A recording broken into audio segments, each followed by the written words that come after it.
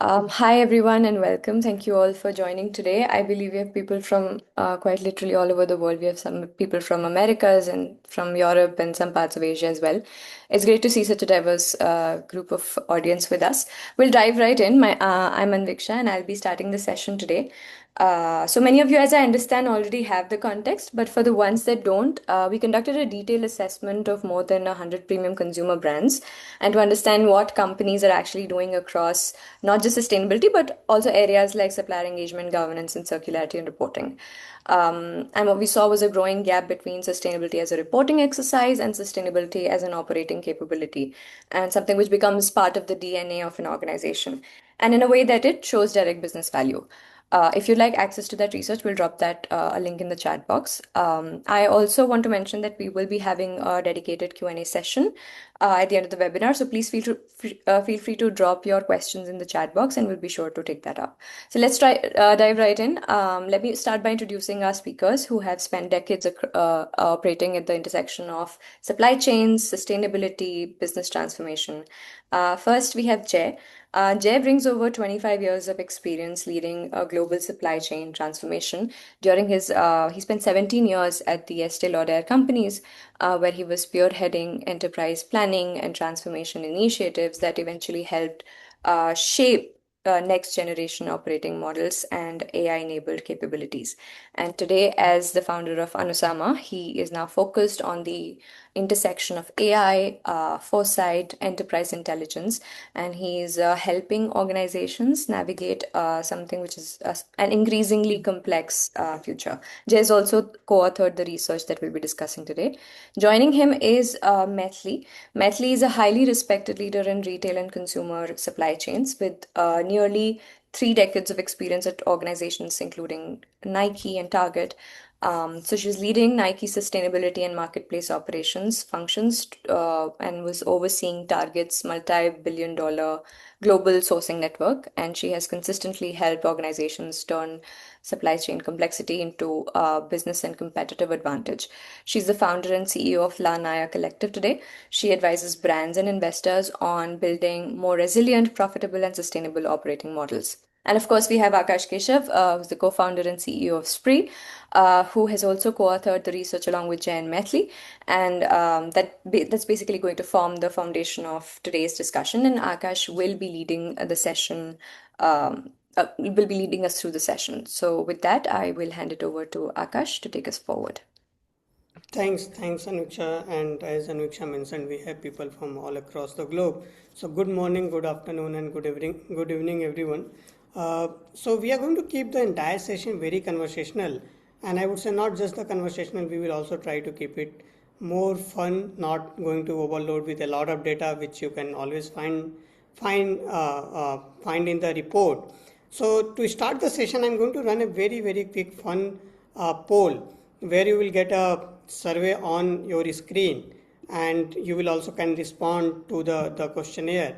So you need to join the survey which you can see on the screen. You don't need to scan or anything. Once it is there, then you can simply so there is a small mobile screen coming next to on your screen. Just scroll, read the question, and you can respond. Again, the idea is to sort of keep it a bit informal, fun, and that's why you will find some interesting questions here. So feel free to sort of respond. You can see the live outcome on the screen, so don't get influenced by the outcome, rather just focus on what's your feeling. I would love to know who is the 3-star. That is something in sustainability. Someone saying there's Michelin 3-star is definitely a big thing. I think food truck seems to be winners here.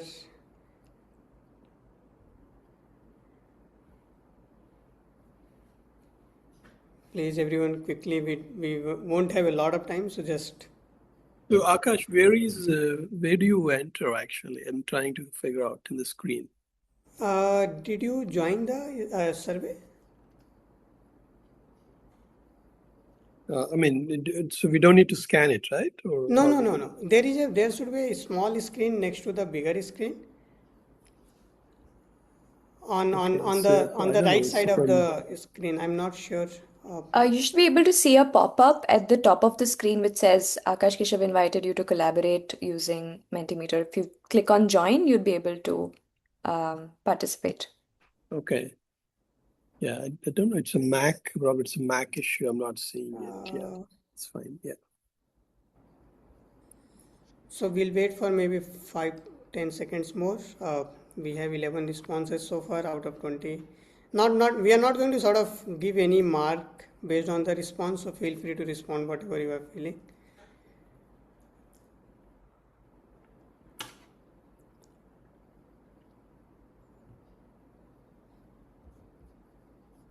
Now I'll move to the next question because don't want to spend a lot of time here. Uh, the next question is your brand accessibility strategies. Basically, all the options are there at the bottom, and on your screen you can see the all the responses, and you can select whatever you feel like.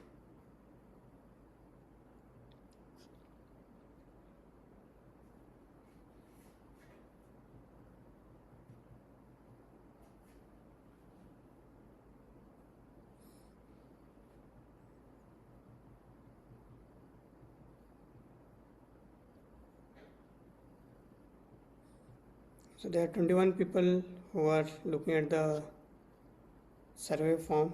So hope to see more responses.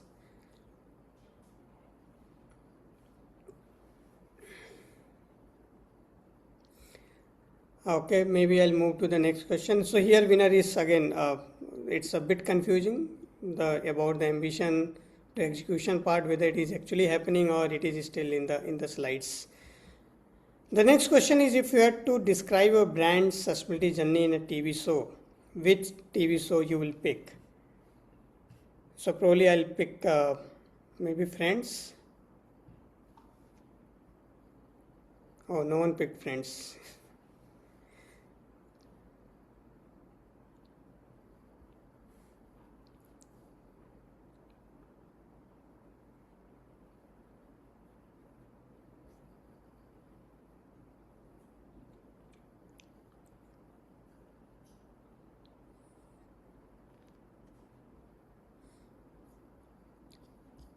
Breaking Bad is winning here.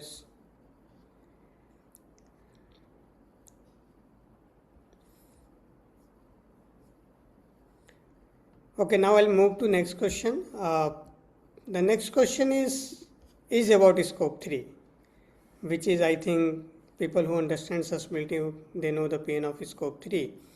But we are trying to connect with the fitness plan.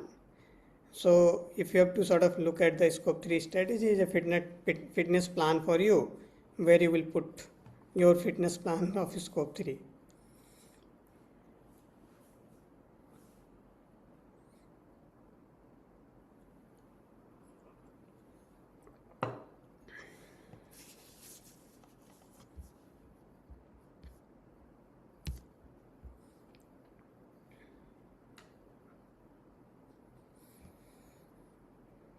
So yeah, so here I think watching workout videos is something winning. Uh, yeah, but very interesting to see the kind of sort of responses across all these questions. So there are some of the questions we had. Now I'll sort of move to the actual webinar. So a couple of things I want to sort of mention. We don't want to make it more about the presentation, PPT, and everything. So three of us, Jay, Mathli, and myself, will be walking you guys through the white paper, some key data point from the white paper. But more important, we are going to add a lot of insights which came from very different perspective. Like Mathli and Jay has been on a very different side of the spectrum. Myself is on a very different side of the spectrum in the sustainability, helping companies in their entire sustainability journey. We are going to sort of use the data. We are going to add our insights. Before that, I want to briefly talk about the entire the white paper. And as Anviksha mentioned during the conversation, that it is going to be more conversational. And why conversational is very important. And the reason is the white paper itself. And I'll give you a very brief background. So we hosted one of the executive dinner in New York, where I met Jay and Mathli first time. And there were a lot of executives from the fashion industry, and we started talking why there are a lot of executives are from the fashion industry. And that conversation led to putting our thoughts, putting this white paper together, where we analyzed the 100 brands very, very deeply. We understood all the insights, we understood all the nuances of making commitment and not following the commitment. And the another very obvious question mostly will come to many in the mind of many of you, whether this webinar is going to be just about fashion industry. And short answer is not, because if you look at the fashion industry, and if you start looking at the supply chain itself, I think most of the other industry will get covered in the conversation. So it is primarily, data is going to be primarily for the maybe fashion industry, but the insights, the observations are going to be across all consumer sectors, consumer brands. And we are going to sort of capture the key aspect of our learnings, and we are going to share with you. With this note, I would request Jay to sort of just give us some context about the fashion industry, as he has spent more than 17 years with the Estee Lauder, and he has seen all parts of the fashion industry. So would luxury brands, would request him to sort of walk us through the market landscape, and then we'll move to the next section accordingly. Thanks, Akash. Good morning, good evening, and good afternoon. Yeah, thanks for the opportunity. I think it's really exciting. Past 5-6 months working through this. It's working with like-minded people like Akash, Maithili, and Akash team, really going through the data, understanding a lot of insights, of course, right, coming out of it, and our experience also kind of informed in terms of which direction we go in terms of evaluation. So I would start with a couple of comments here. I think the luxury and the premium industry is a kind of a bellwether for a lot of industries that directionally move for a couple of reasons. There are a lot of aspirational value. When you look at any premium brands or luxury brands, there's a consumer aspirational value. A lot of them also built on the foundation of heritage and artisanship. There's always this about stewardship. So a lot of elements really what every brand want to emulate. Right? That's the reason I think we thought doing a luxury industry deep dive is really a in a way we understand a broader economy and broader industry. That's the context setting a little bit. When we looked at data, of course, this is a big industry, right? Globally, the $1.7 trillion is a market size. This, whether you call it luxury, premium, or combination, it's a massive in terms of opportunity for sustainability within the sector. Within this premium luxury, it is almost, you could think, close to $370 billion, premium or true luxury brands, like, Moncler, Louis Vuitton, these kind of iconic brands, most consumers aspire. So it's a massive, massive size in terms of the both the impact and the economic size of the industry itself. So I think a couple of call outs, you guys might have seen the white paper, but I think it's probably important to call out to, few pointers there. Okay. One thing, personally, my own personal experience, I go to New York, most days. When I walk from Penn Station to my office, from 33rd Street to 24th, 25th Street. So one thing clearly, then the ground level I observe is there are a lot of vintage shops, or 5-6 years back versus now. I see every time, there's more and more vintage shops, and I see a lot of younger people actually going and shopping there, right? So old clothes, apparel, shoes, a lot of things that tells something about it. And also data kind of, told from the looking at all the data, the resale is going almost 3 times. If you look at past few years and now, people reusing and and size of the resale goods is growing almost three times, right? So that tells something about how people are looking sustainability, right? That's one big data point I want to talk about. And another side of the equation, from a sustainability standpoint, global fashion industry, they contribute around 4% in global emission data. But at the same time, if you look at underpinnings of that, 70% of that emission is upstream, right? Whether it's made in some factories in Bangladesh or it's in Thailand or India, somewhere. So a lot of this emission data is almost 70% is upstream. And interestingly, their scope 3 is almost 14 times than within what they control within their four walls. That's a big number, right? 14x is scope 3 related emission versus what they control within the four walls. That means you need a completely different way of operating, right? You need to be closely knitted with your supplier base, how you manage. That's another big call out from the analysis as well.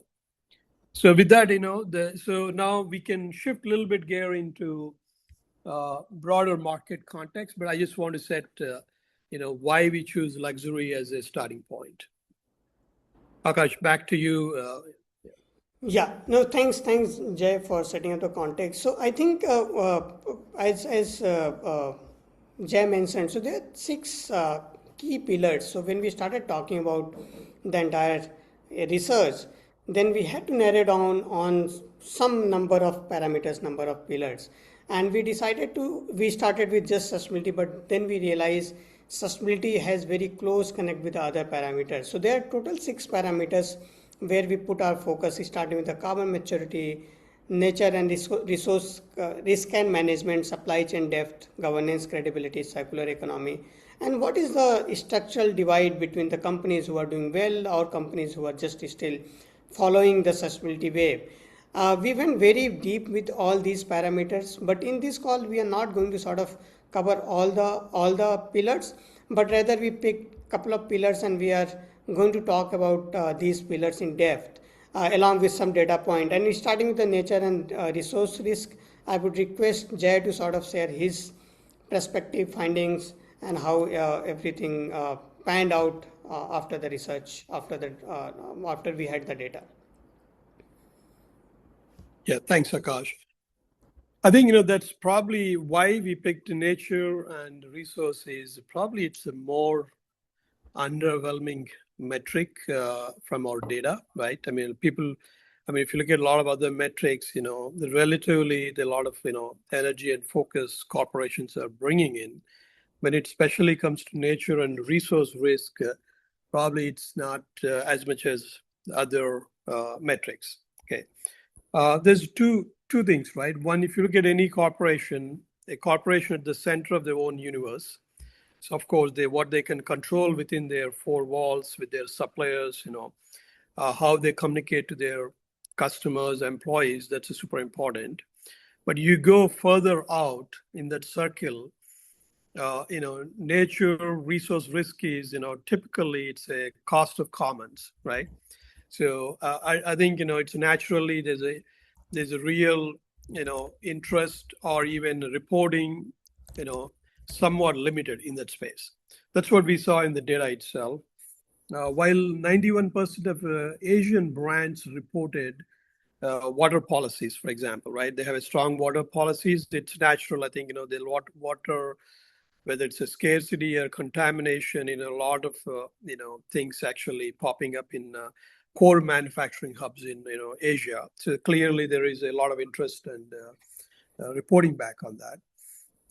Then also we see 77% disclose the impacts, general impacts on the nature and resource risk, but it's only 5% of the entire population, they actually do verified deforestation, right? That's very interesting topic, right? If you look at, the lot of primary sourcing material, whether it's coming from, Indonesia or, mines from Mongolia, in different parts of the world, only 5% really, doing a verified disclosure. That tells something about why this metric is somewhat underwhelmed in terms of not enough attention being paid there. Okay, so that's one. So there is a big gap between what is a verification and when it comes to the nature of involvement. Two other things I just want to leave it. If you look at in general observation, as we all know, the insurance risks and premiums is generally globally rising, across the US, Europe, other parts of the world, whether it's a fire or a flood zone, the high risk zip codes. So there are a lot of, insurance companies are retrenching. There is also insurance premiums are rising, right? This is also part of a global trend. If you look at any larger economy, the number of insurance related, the environmental related, the insurance claims is a continue to rise. Right? That's the one big data set. So again, there is a little bit of eye opening in terms of what Asian brands doing versus other advanced economies doing. There is a lot of difference in terms of especially nature and resource risk standpoint. No, thanks, Jay. I think So that is back this to is you, something. Akash. Yeah, Yeah. yeah. Thanks. This is very important. Like when we look at the luxury brand, the fashion industry, from the disclosure point of view, what we found almost 100% companies are publishing their emission numbers, publishing scope 1, 2, 3. But the more we started going deeper on the target setup, on the deforestation commitment, numbers were very very different, and that is something very important to highlight. Now, one quick thing, whatever data point we are talking about, you can see all those data points in the chat. So don't feel like we are just speaking about the data point, but feel free to go to the chat where we are posting the data points along with all the graphs and everything, and then you can connect with the what we are saying. Now moving to the next section, which is supply chain, one of the most complex aspect of the sustainability.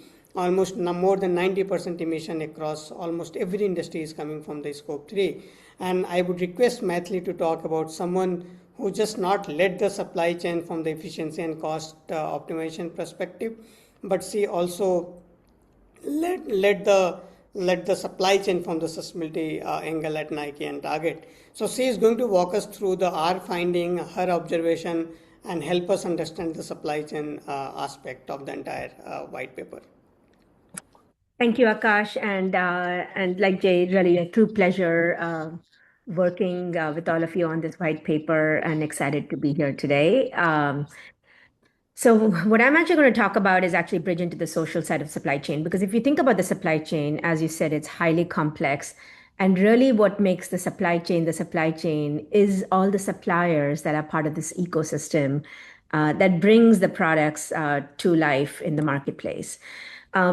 And so what I wanted to talk about, which was in this research, was around living wages, because that is the weakest metric if you think about across every region and across every revenue band, if you will, in this research. North America leads the play here, but still only at 76%. Europe is pretty close at 73.58, and Asia at 50%. But here's the key difference. These are commitment numbers, meaning a company has made a commitment, but that doesn't mean that just because you're making a commitment that it's actually really coming into action. So these are not enforcement numbers. So if you think about reporting a living wage, well, that doesn't cost anything. It's actually enforcing it, which is really what the conversation should be. What happens, though, in my personal experience, when you actually get into enforcing it, what that means is that you have to conduct payroll audits at the supplier level. You got to do third-party worker surveys. You have to have confidential processes in place where workers can report if there's issues. You need to have verified wage disbursement records. You need to have digital payment records. You need to have escalation clauses in your contracts.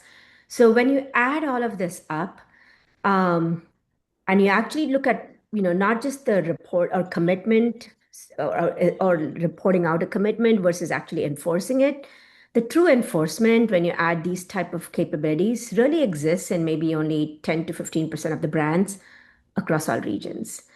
And the reason for that is it's expensive. All those things that I talked about actually cost money, anywhere from 5 to 15% of costs.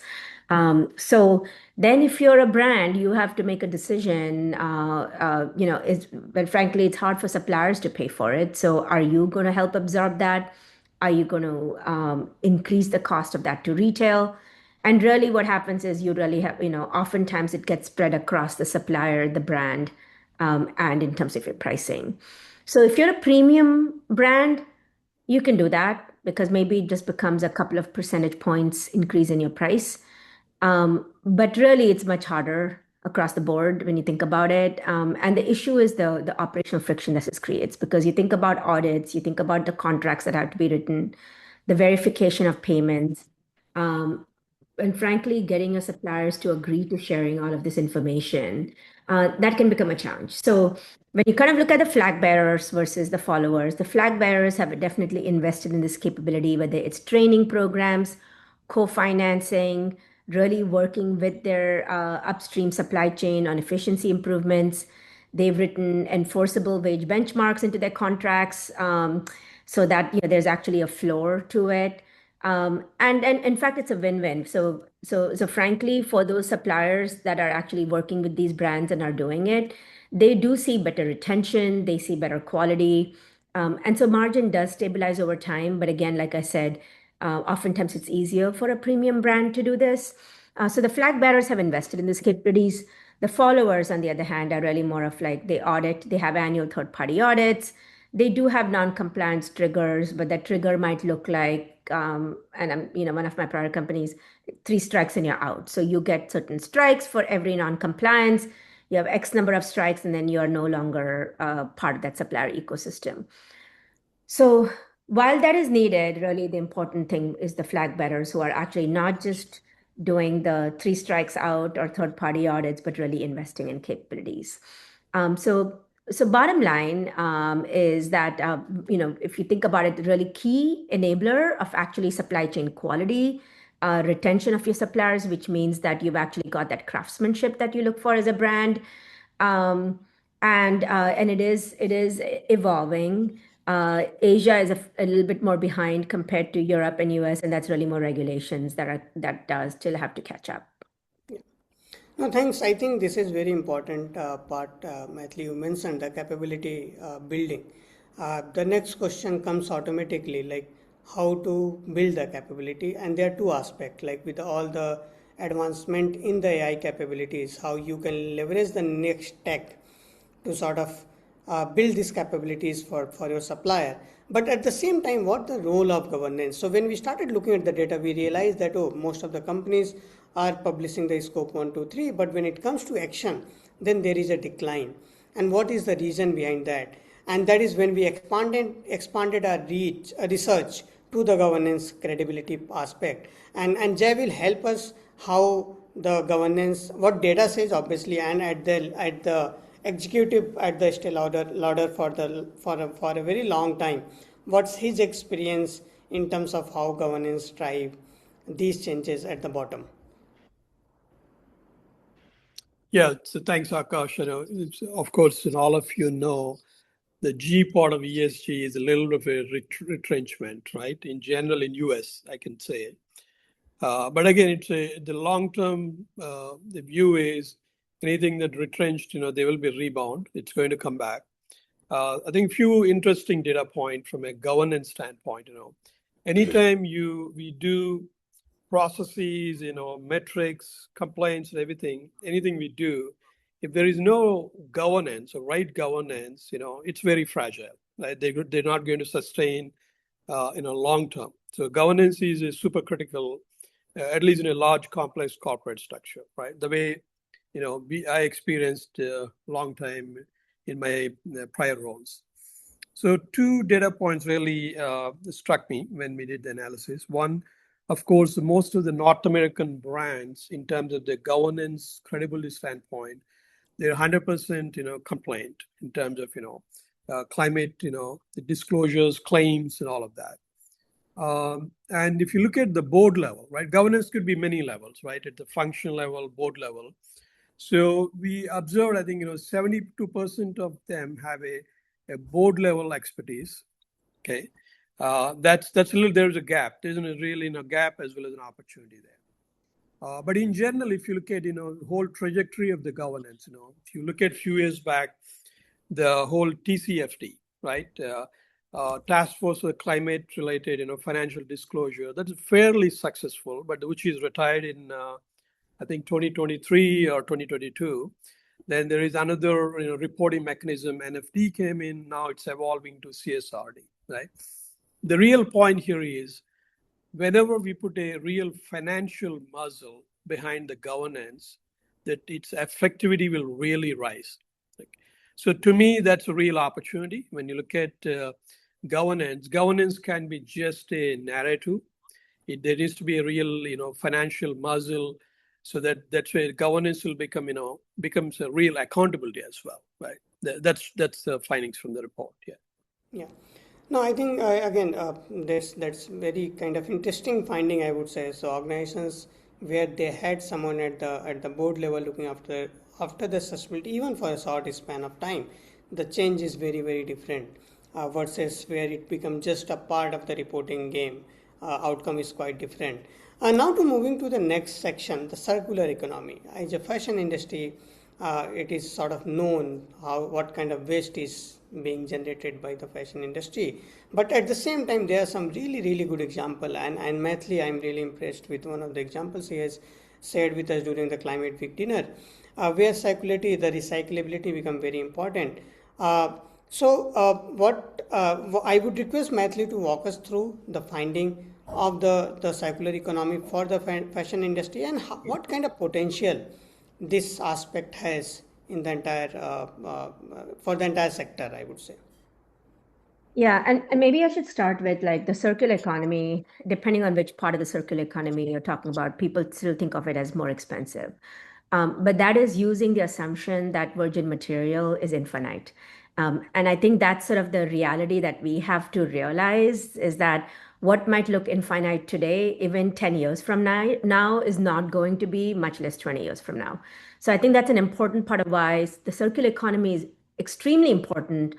But the companies who are actually truly factoring that in are the ones who are much more forward-looking. And for most companies, because they're short-term decision makers, they don't really factor that in. So with that said, maybe getting a bit more into the detail of the circular economy, it's a broad term and it's very different economics depending on what you're talking about. Most companies have recycled and bio-based material commitments. In fact, I think the research showed 74% of European brands have that. The reason for that is that is actually really easy to adopt. It's a sourcing decision. It doesn't cannibalize sales. It is continue to increase the percentage of recycled content.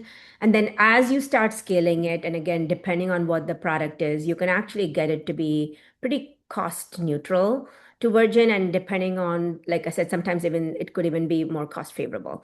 So overall, still slightly more expensive, but the gap between virgin and recycled content continues to reduce. So recycled content commitment, you see it across pretty much most brands. And it does function as a hedge against virgin raw material volatility, and most companies have it. It's table stakes at this point. And it's also going to be increasingly needed as like Europe, most countries have already adopted this. US states are in terms of extended producer responsibility. Then you get into take back and resale programs. And that's where things start getting more complicated. With resale, really what you're doing is extending life, which is a really good thing. But most companies, like depending on the type of company you are, if you are a premium brand company, while you may not be involved in the resale of it, you are okay with it because it actually brings up your product value, because that means that that product is highly desirable, that consumers are going and buying it again. So in that sense, that is a positive. And but companies are still not thinking of their volume for the most part inclusive of what they sell and what they resell. Then when you get into repair, that's when things start getting expensive. And so from a repair perspective, is where companies are still trying to figure it out. because when it becomes more expensive and if you're offering it for free, then you really have to see what is the value proposition that it creates. Golden Goose actually charges for it, and they've actually built a business model around it. Patagonia does it differently. It's really based on their values. But that is one where companies are still trying to figure out. And again, the companies that are really standing behind the values are the ones that are offering it, be it be it for free like Patagonia, for a nominal charge like Veja, or like a Golden Goose. And then you get into take backs. And take backs is, a lot of companies will make a commitment around we are doing take backs. But when you actually look back into the details of take backs are expensive because this is what consumers have used and you're bringing back in. If you've got a wide ecosystem of stores, that is easier because you have your reverse logistics in place. If you're a digital brand, becomes very expensive very quickly. And in fact, in my prior company at Nike, we actually explored, and Nike does do take backs, but at a very limited scale because it starts getting expensive very quickly. Target has 2,000 stores in the US, and so it's a lot easier if Target does take backs of car seats, for example. But it drives traffic into the stores. And you get a small discount, you get a coupon when you bring something in. So it definitely drives traffic and more sales, but with a 2,000 network of stores with strong reverse logistics, easier for a Target, much harder for a Nike. So that's the challenge you're seeing is companies are committing to it, they want to do it, but the logistics cost of reverse makes things more challenging. So take away recycled materials, everyone doing it, take back infrastructure issue, repair becomes a business model issue, and resale is definitely a more viable business model for the future. And there are companies, Lululemon is a good example, where they actually bring that resale right into, or resell like new right into their ecosystem. But then some companies are working with companies like ThreadUp to do that. Thanks, Mathli. I think here there are 2 points I feel is important to look into, like the gap between buying a virgin material versus buying or getting back the used material. The moment the supply demand problem starts happening on the virgin material, when the cost increases on the virgin material, then this difference will reduce. And again, it's a matter of time by when. But the important aspect, until unless someone set up the infra to take any take any used material back and then sort of reuse it for the production, it will be very, very challenging to build this kind of infra where you can, like you gave the example of Target. Target can take anything back and reuse it for different purposes. So this is very important point for the brands to look into going forward, how to sort of build this infra where they can take the used material and reuse it for the new production kind of thing. If I could just add one more point into this conversation, the biggest issue is brands are creating too much product. Yeah. So I think like we can talk all we want about resale aside, but even resale, 40%, at least for a pair of all the product, up to 40% of what actually gets produced either gets unsold or unworn, which also is what drives the resale. Because how many times do you see resale of new with tags? So that's what's happening there. So really, if you think about brands in general, like they really need to think about how much overproduction they have. And that is the fundamental thing. And how much are we actually putting into the marketplace? And then the second part is once you have stuff, because even if you have perfectly aligned demand and supply, you're still going to have supply that is there and supply that is left over or supply that is consumed that you got to figure out what you do with. And that's where all of this comes in. And there's a lot of complexity in here. There's a lot of work going on in this space on how do you design a product right from the beginning to make it more durable, to help with repair. So all of those are things that are underway now in this economy. Oh, thanks, Mathili. So again, keeping the time constraint in mind, so there are two key sections, or rather two aspects we are going to cover quickly. One is what makes the flag bearer different than the follower. So that is one part which three of us are going to jointly talk about. And maybe I'll request Jay to start this conversation, and then we will pitch in as needed. Yeah, no, that's great, Akash. Of course, we want to leave a good time for the question and answers. Yeah, yeah. We'll be quick. Yeah. So I think that for me, just going through the 100, data points, and, going through an analysis and also looking back a little bit into history, right? So there's two things really pops to me. One is the leaders, they have some operating architecture, right? They're not like just responding to, either regulatory needs or consumer needs. They're really working, historically for a long time. Patagonia is always an example, but others are as well, like Estee Lauder, my prior company as well. So they're really going operational depth, right? They're really looking at, circularity, whether it's a supplier enablement or, picking up the low impact material. They're all intentional. It will take a long time. It's, to really move the needle on any of these areas, it's a 5 to 6 years, minimum, So they're actually creating an operating architecture for sustainability. So they're really allowing to measure properly, disclosing it, and also verifying it, then improving it, right? It's a cycle. It's a virtuous cycle they're building it. But then the followers, right? The one observation is a lot of followers are masters in communication orchestration. They speak about what they're doing. Of course, there's not underpinnings of, a real operating architecture. They're more about communication. Commitments a lot of time is very vague, right? You can see it and you really don't understand what they're trying to tell. So a lot of time they declare some anecdotal pilot projects, right, here and there, but really there's no long-term sustainable core to that. A lot of fragmented reporting, right? You can observe that from the data itself, how leaders and followers are doing on this. That's my call out. Yeah. Maithili, Yeah, I think it's I think Jay said it really well. And in my experience, it's actually truly getting the ecosystem working together. yeah, It's a system-wide change that actually drives yeah, it.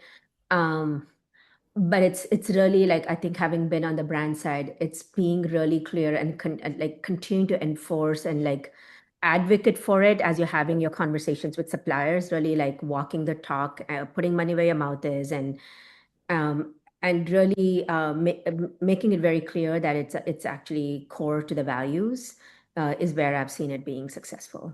yeah, By the way, the other thing like Nike had is, and I don't know if they still have it, is their executive compensation was also like 25% additional compensation tied to actually meeting the sustainability goals. And that was big because when you yeah. have your top leaders who are actually, held accountable to it, it's amazing the change it starts driving through the organization.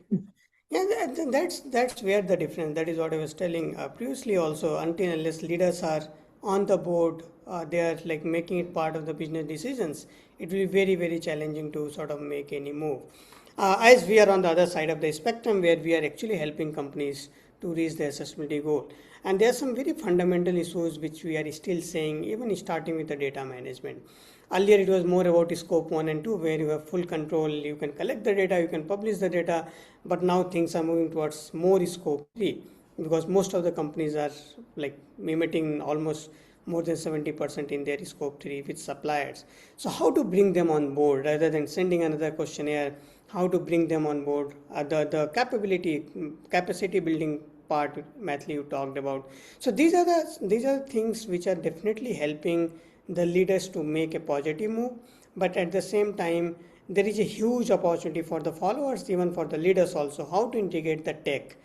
Because very complex topic we are talking about, where change the sector, change the country, the meaning of sustainability will change completely. So I think integrating tech not just on the software side but even on the decarbonization side is going to be very critical. And again, I think we have mentioned one line in the report also. The gap is not ambition anymore. Every executive is aware about the importance of sustainability. Gap is somewhere now is the system, and system is not just another tool. System is entire ecosystem, the supplier, the companies who will work with you on the decarbonization, the innovation on the product side, setting up all the process of like recycling the material, collecting the materials. All those things are going to play a very critical role. But again, another very important question we are moving to, the economics. Sustainability has been always seen as a cost center. Now, why, like, see, compliance is now coming across globe, so it has some value now. But is it just the compliance, or there is something beyond compliance, cost of compliance when it comes to sustainability? And that is one topic where we spend a lot of time. What is the why these bigger companies are investing crazy amount of money, connecting the executives compensation with the sustainability goals? What is the reason? It can't be just another reporting marketing reason. So Jay will help us understand the economics of sustainability, and then we'll probably move to the last section where I'll close the session and we'll move to the Q&A. Yeah, so I think, of course, there's a cost, anything we do, right, in a sustainability space. I think Maithili, you touched a little bit on it, right? Especially the pricing architecture of the luxury brands, there's a little bit of buffer, right? If there is a 5-10 cents difference in a input material cost, it doesn't mean a lot for luxury companies versus any normal average company, right, with the low margins, etc. But I think two things very important for me. One is if you look at not only the cost side, the demand side. I think there is a movement. Even there's a lot of analysts are saying the millennials and Gen Z, almost 60% of them by 2030, they will be looking sustainability as a measure when they buy the product. That means you could always worry about cost, but there's also demand side, a great pull happening simultaneously. Okay. There is also another demand angle. This whole pre-owned market, resale, is going to be $55 billion. A big number, right? It's growing exponentially. You can see it on the ground. Okay. On the cost side, I would say, two things. Invisible cost, right, is especially climate risk. So a lot of companies now looking at the board level as a measuring how efforts are going in a climate-related efforts, whether it's sustainability, recycling, whatever it is, because that's a measure of the company's, longevity. If there is a big, the climate risk claim, and that's going to impact your capital allocation, your innovation, because you have to really, support whatever the claims you have, then you're real effectively that's going to impact your company's, longevity as well, right? So there is a lot of dimensions to it. There's a cost, there's a demand aspect, there is also risk aspect. They all kind of come together in this space. Maybe I can bring an apparel Yes. perspective into this. Because if you actually think about apparel, most of it is actually made in the global south, or like in warm countries, actually. And when you think about the sustainability investments that typically that could be used in apparel manufacturing, there are things like solar, waterless dyeing. All of those things actually pay for themselves. Usually, I've seen payback periods of like 5 years. The biggest challenge that suppliers have is actually getting the capital investment to be able to buy some of these technologies to be able to put it. And so that's a place also that brands can help, which is how are you going to actually help your suppliers get access to the right capital, and so basically loans and financing. And that is definitely what you see the leaders doing, is they're actually helping their suppliers do that, because from an economic standpoint, in addition to the ones that Jay talked about, certainly in apparel, like it actually is a profit driver. It can actually help with margins. Yeah. No, thanks, Mathli and Jay, for writing your insights on this particular part of the white paper as well. So I think, considering the time constraint, we'll open for the Q&A, and then at the end we will sort of come up with the final concluding remark, and we'll close the session. So I think we already had a couple of questions from the registrations, and there are some questions we can also see in the chat. So maybe Anuksha, you can start asking these questions, and also ask the questions from the registrations. If anyone has any question, feel free to sort of add the question here. We will ask the speakers. Yeah, thanks. As you said, we do have some questions from the registration form itself. And I think the first question is, how does the conglomerate collect supplier data? Maybe I can again. I can take this question. I would say Mathli and Jay on the other side, they were the one who were asking the data from the suppliers, so they can add the other perspective. See, I think what we are seeing currently, it's primarily the questionnaire, and that is where the problem lies. So let's imagine a supplier who is supplying to 100 different brands, and suppliers are getting bombarded with the 100 different format for the data. It's not the data problem. They have the data in some form somewhere. It's the data translation problem. That is where sort of suppliers are not willing to sort of share the data with everyone. They are prioritizing few companies who are paying them good or giving them good business. But how you can solve this problem is the bigger question, and that is where we are seeing the adaptation of the technology can change the entire landscape very, very well, very, very differently.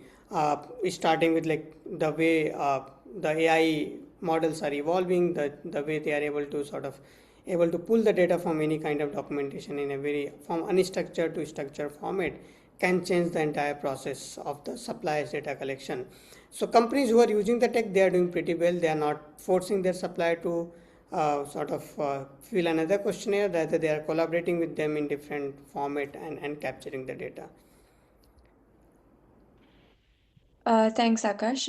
The next question we have is, are spend-based activity data still being considered for calculating the emissions? Uh, I think short answer, Mathli, I think why don't you take? I think When you're saying spend-based data, do you mean like how much am I paying for my suppliers, and is that being used to yes, calculate?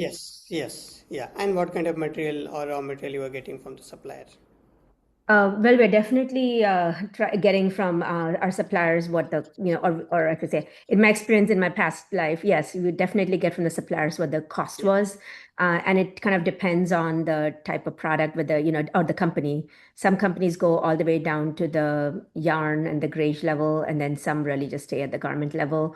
But you do know the cost of, like, if I have a 100% recycled material versus a non-recycled material, what the difference in that costing would be, and then the underlying reasons why, because as I mentioned, for the most part, recycled still costs more, and so we would then know like what is driving that costs. yeah. And then I know there was a question that came up. I think it relates to this, which is like, how do you do procurement without getting all the complexities? There are ways to actually set up, like, that your recycle costs X time, like, the multiples of virgin versus recycled. Yeah. And also virgin, like in the case of apparel, virgin versus bottled PET recycled versus textile to textile. So as you're doing that, because you have those benchmarks, you can use that to more easily determine at least what your starting should cost could be. So I think there is another question, maybe Mathli, you are the probably right person to talk about this. So can you please shed light on the handling of the waste from the overproduction by the luxury brands? So there is a question in the chat itself. Uh, yeah. It's a longer conversation, and it depends on the brand. So if you're a luxury brand, you can't afford to like just have that product go out into, like, I can't sell it on eBay. Like if it's a Nike or a Louis Vuitton, like you're not going to sell your excess, um, products on eBay or to a jobber. Because what happens is it dilutes the brand. It may go into places it doesn't want to go. And so in those companies, it's actually really hard to manage waste, because what you have to do, and I really hate to say it, but this is what has to happen. Either I need to use that excess material, put it back into product, which is the textile to textile recycling, or historically what companies have done, because textile to textile is very new, they burnt it. Oh, Like they would hold on to it for many years, and then they would literally incinerate it, which would get sustainability credit because technically incineration is actually considered, because it's diverting from landfill. We're not going to go there today. It's considered better than landfill in the sustainability pyramid, Yeah. and it does create energy. So incineration creates energy, but it is actually really bad. And when you're incinerating like synthetics, polyester, it's extremely bad. So now what has happened is, and then if you're a brand like a Target, you sell it to jobbers and then it goes to like other countries, or it gets sold on ThreadUp and eBay and all those places. So, which might still cause overconsumption. Now what has happened is there's actually a lot better technology in place. What is more mature is mechanical, where you can actually recycle and burn it, but you reduce the percentage of good fiber you can use. But chemical recycling is getting bigger now. And then you actually get really good quality fiber that you can use. So that's now what the luxury brands are starting to do. Thanks, Maithili. There is another question again I'll on just chat. add one quick. Yeah, I'll just add one quick point to what Maithili said, right? I mean, this is a long-standing problem across the premium and luxury brands, right? Because if you look at our cost of goods and your pricing architecture, kind of it allows you to create more and more, SKUs in the portfolio. Typically, it's a long tail, and people, whether it's a fashion trends, shades, especially beauty, right? Color cosmetics, it's just a proliferation. Then every one of them, even the best of the best companies, there's a lot of waste and destruction of the inventory, right? So there's actually, it's not just sustainable angle. This is even the corporate balance sheet and P&L angle, right? A lot could be done in that space. I just leave it that, but this is a big underlying structural issue, for the yeah, fashion industry. yeah, yeah. So there is again just prioritizing the questions in the chat. So there is again a question about the suppliers engagement program. So maybe Maithili, Jai, both of you have been part of this program. So quickly, if you can briefly talk about, again, there are a lot of questions. So what we are going to do, we are going to record our responses. Three of us will record the responses and we will share those responses one to one. And we are really sorry we are running out of time, but we will definitely respond to those questions one to one. So maybe for time being, Jaya, Maithili, you can take this question.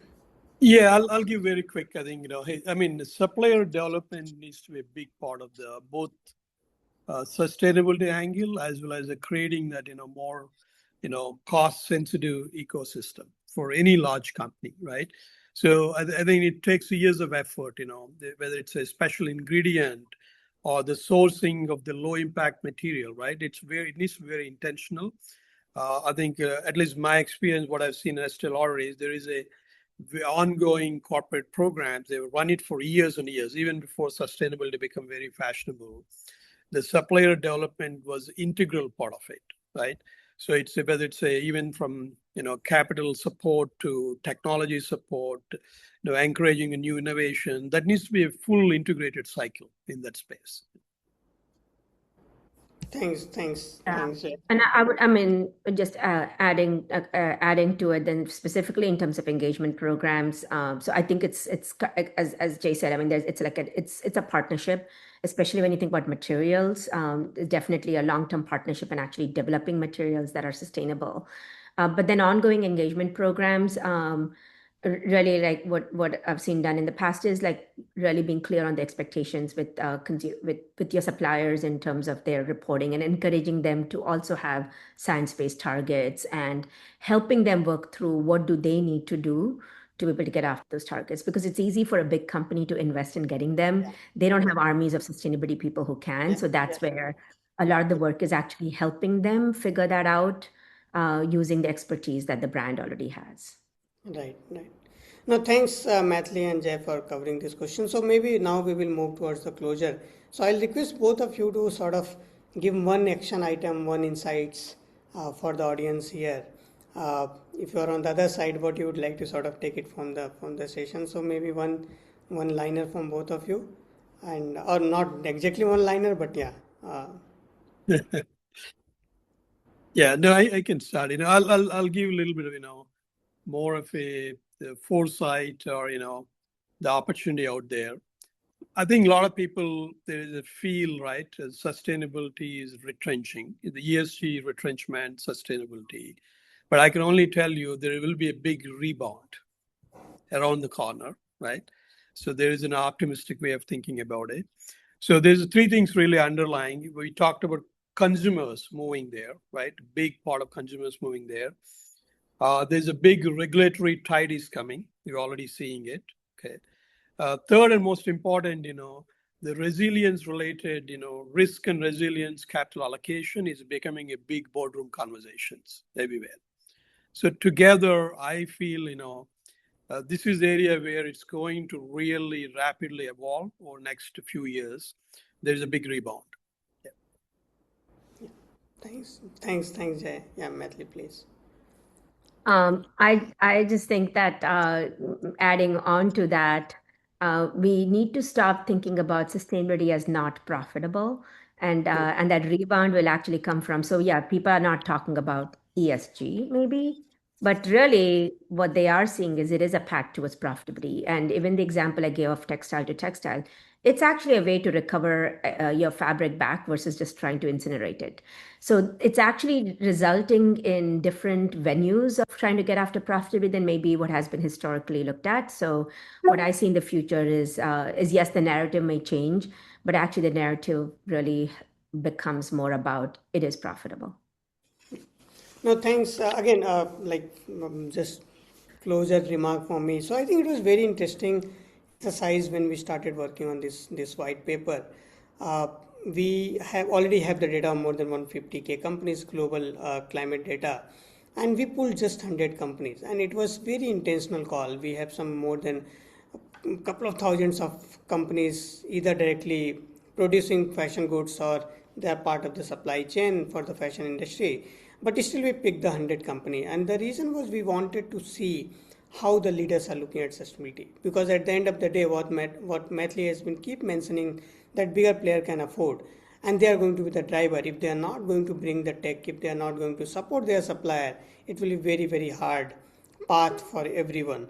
At the same time, what Jay mentioned, that consumers are buying Nike's product, they don't know who is behind the label, who is producing that, but they will, if they are not looking, if they are not finding the data which supports their claim, then they will start questioning about the suppliers also. So things are going to change very differently with all the, especially another very interesting observation we had during the entire exercise, how the celebrity led brands are challenging the traditional luxury brands, and these celebrity led brands are more sensitive towards this, the issues like sustainability, human rights and everything, and that's why probably younger generation is leaning more towards the celebrity led brands. uh, what is the role of tech? And that is where I would like to talk a bit about ourselves. Like when we started sort of engaging with any customer on their supply chain side, we say very clearly this is not another questionnaire. We don't want to overburden your supplier with another task. And that is where we are using the technology. We don't go ask them to submit the data in the format we want. We go and tell them what you have, give us that, and then we will process it. And these kind of interventions are needed. These kind of I would say tech integration for the sustainability is much needed. We are already doing with multiple companies, and again I'm very hopeful with this white paper. And again we are going to do the similar research findings for the other sectors. So we are definitely going to do this more frequently. And again, a big thanks to all of you for joining the this webinar. You can access the report through this QR code. You can also give us the feedback form. We would love to sort of hear from all of you. And again, if there is any question, just drop us a mail. We will sort of respond, record our observation and comments and send it back to you. And I'm really sorry for extending the session by 10 minutes. But yeah, thanks everyone for joining for this session. Thanks Mathli and Jay for being such a good speaker, collaborator throughout the process. Thank you. Thanks everyone. Thanks a lot. Thank you.